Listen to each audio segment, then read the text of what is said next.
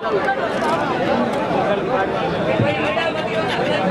महाराज की इस पावन धरा पर नमन करते हुए सभी जोर से नारा लगाएंगे, भारत माता की, भारत माता की, तेजस्वी महाराज की, रामसा पीर की। धन्यवाद। सभी के चरणों में वंदन करते हुए सम्मानित मंच और आप सभी मेरे पिता तुल्य बुजुर्गों, युवा साथियों और भाइयों, मुझसे पहले सभी वक्ताओं ने बहुत कुछ कह दिया है। समय बहुत कम है, इसलिए मैं कम शब्दों में अपनी बात कहना चाहूंगी कि आज जो ये रथ यात्रा हम सब के पूज्य देव रामदेव के यहाँ से रवाना होती हुई, इसलिए यात्रा होती है और आज ये चौथर हमारे बीच में आई है।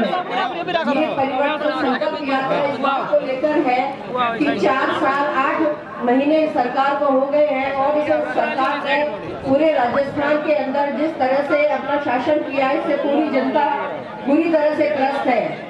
ये सरकार भ्रष्टाचार की सरकार है, बलात्कारियों को पनाह देने वाले लोगों की सरकार है, ये सरकार पेपर लीक करने वालों की सरकार है, ये सरकार नाथी के बाड़ा को बनाने वाली सरकार है। इस सरकार के अंदर मेरी बहनों के सम्मान की रक्षा नहीं हुई, उसके लिए मैं पूरी तरह से पुरजोर इस सरकार का विरोध करती हूँ। इस सरकार के अंदर 17-18 बार पेपर लीक हुआ, इस बात से लेकर हमारे युवाओं के भविष्य पर काले पोती गई है। इस सरकार के अंदर पहली बार ऐसा हुआ कि आरपीएससी जैसी संस्था, जो एक बहुत पवित्र और सम्मानित संस्था थी, उस संस्था को इन्होंने नंगा करके रख दिया। आरपीएससी का खुद का जो मेंबर है वो इस संस्था के अंदर दागदार साबित होते हैं। एक ही मंत्री के घर से आरएएस के 10-10, 15-15 लोग आरएएस में निकल जाते हैं अफसर बनकर।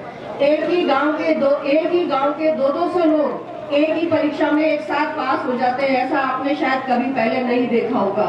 इसलिए मैं आपसे एक निवेदन करना चाहती हूँ, शिक्षा की तो इस सरकार ने बिल्कुल ही भट्टा बिठा के रख दिया है। स्कूल हो या कॉलेज, शिक्षा के मामले में इस सरकार ने सारा संस्था को पूरी तरह ढांचा ही खत्म कर दिया। स्कूलों को अंधाधुंध क्रमोन्नत किया, जहाँ आवश्यकता थी वहाँ पर इस स्कूलों को इन्होंने क्रमोन्नत किया नहीं, केवल वोटों से जोड़ करके उन स्कूलों को क्रमोन्नत किया जहाँ आवश्यकता नहीं थी। और वहाँ पर बच्चों के नामांकन करने के लिए टीचर नहीं थे, तो दूसरी जगह से ला करके बच्चों का नामांकन कराया गया। और नामांकन करने के बाद में उस स्कूलों में टीचर नहीं है उन बच्चों को पढ़ाने के लिए। आज स्थिति ये है कि उन स्कूलों में टीचर नहीं है, दूसरी जगह से ला करके बच्चों का नामांकन तो कर दिया। अब बच्चे जब पुराने स्कूलों में पढ़ने जा रहे हैं तो पुराने स्कूलों के शिक्षक उनको कह रहे हैं कि जहाँ नामांकन है वहाँ पढ़ो। अब ना उनकी पढ़ाई इधर हो रही है ना उधर हो रही है, बच्चों का भविष्य अंधकार में हो गया है। और इस कॉलेज तो ऐसे स्तर पर खोले हैं जगह जगह, लेकिन कॉलेजों में पूरे राजस्थान में 500 प्रिंसिपलों की आवश्यकता है। बाड़मेर जैसे बड़े कॉलेज में आज पूरे बाड़मेर में 18-19 कॉलेज खोले हैं, लेकिन प्रिंसिपल एक में भी नहीं है। सारे कॉलेजों से 5-5, 6-6 दिन के लिए शिक्षकों को भेजा जाता है और वो वहाँ जाके साइन करके बैठ जाते हैं। शिक्षा जो होती है हमारे देश का भविष्य होती है, हमारे देश शिक्षा से ही हमारा विकास होता है, लेकिन इनको इस चीज से कोई मतलब नहीं है। खिलौना बना के रख दिया इन्होंने शिक्षा को। और मेडिकल कॉलेज भी इसी तरह से खोले जहाँ वहाँ भी लेक्चरर नहीं है। आपने सुना होगा थोड़े दिन पहले मेडिकल कॉलेज में एक लड़की ने आत्महत्या की थी। वो इसलिए की थी कि उसका शिक्षा का भार इतना ज्यादा था और पढ़ाने वाला वहाँ कोई है नहीं। वो लड़की उस एजुकेशन के और सिलेबस के भार से डर गई और उधर से उसके माँ बाप हमेशा पूछते थे कि बेटा पढ़ाई कैसी हो रही है, पढ़ाई कैसी हो रही है, क्योंकि हर माँ बाप को उम्मीद होती है कि हमारा बच्चा अच्छा करे, अच्छी तरह से पढ़े।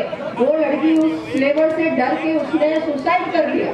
लेकिन इनको कोई शर्म नहीं है सरकार को।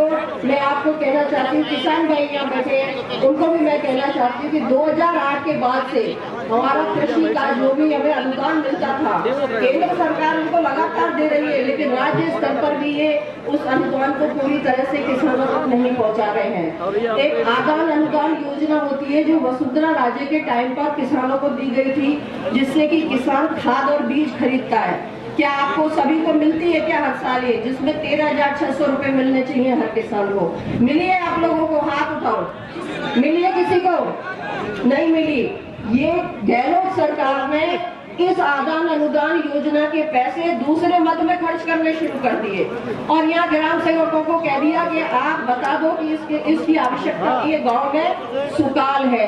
क्या हमारे इलाके में सुकाल पड़ता है क्या? नहीं ना। हर बार हमेशा एक बरसात की कमी से हमारे यहाँ जमाना आते आते रह जाता है। इसलिए हर किसान को हर साल खाद और बीज के पैसे तय किए थे वसुंधरा राजे की सरकार ने, लेकिन वो भी नहीं मिलते हैं। ये इस तरह की हमेशा बदमाशियां करते हैं, भ्रष्टाचार, कानून व्यवस्था तो पूरी तरह ठप है। आए दिन कोई ना कोई अपराध हर दिन हो रहा है। इसलिए मेरा आपसे निवेदन है, क्योंकि हम बॉर्डर पे बैठे हैं और मैं जहाँ तक मेरा प्रश्न है, मैंने तो इस चौटन तो मेरा अपना क्षेत्र रहा है, मैंने तो राजनीति की शुरुआत ही यहाँ से की है। इस चौटन की एक एक ढाणी मेरी अपनी देखी हुई है। मैं जानती हूँ कि ये इलाका कितना कठिन है हर काम करने के लिए, पानी की यहाँ कमी है, हर तरह की समस्याएं हैं। फिर भी आप इतनी बड़ी संख्या में आकर आपने ये मैसेज दिया है कि लोग इस सरकार से कितने त्रस्त हैं। इसलिए मैं आपको ये कहना चाहती हूँ, समय आ गया है इस भ्रष्ट, निकम्मी और झूठी सरकार को जड़ से उखाड़ करके फेंकना है। इस बार चौटन में कमल खिलाना है और खाली ये 5 साल के लिए नहीं, मुझसे वादा करो कि 25 साल के लिए कमल इस बार राजस्थान में खिलाओगे।